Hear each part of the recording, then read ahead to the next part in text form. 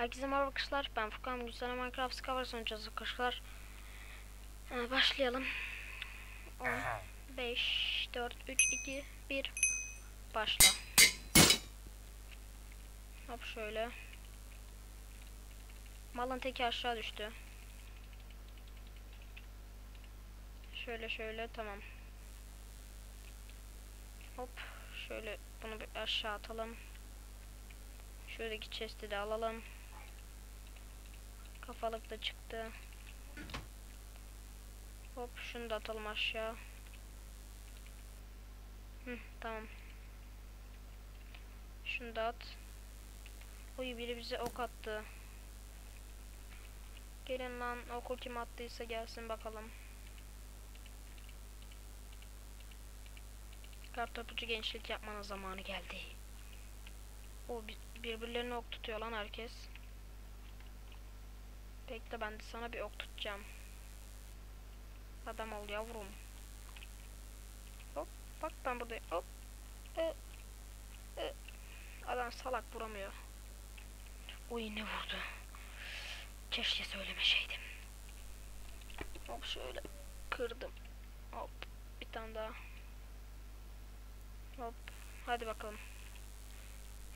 Ananı sen ananı bacını yolunu soyunu sapını. Hop şöyle, oy tamam. Oy. Bekle, ben sana kar topucu gençlik yapacağım. Hop. Bekle, ben sana bir ok tutturayım da görsen. Hop bir tane daha. Hop bir tane daha. Yok lan, adam yok oldu.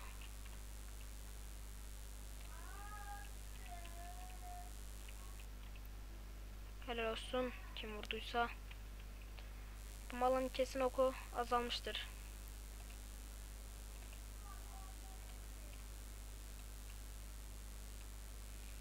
Hop. Şöyle. Aynen, yemek yiyelim. Ondan sonra devam. İkimiz mi kaldık sadece o malla? Adam bana ok tutturuyor. Çok harika oklar tutturuyor bana, öleceğim kesin. Ama malın oklarını da alıyorum bu arada. Adam harika oklar tutturdu bana. Ben de ona bir tane tutturursam çok... Oy, vurdum sanırım. Adam bana tek atış. Hop şöyle al.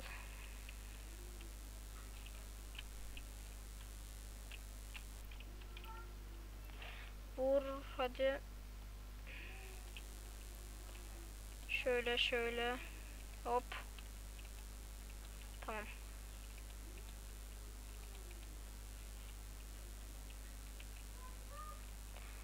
Hop. Hadi at sen. At, ben alırım. Helal. Hop. Hop. Bakalım.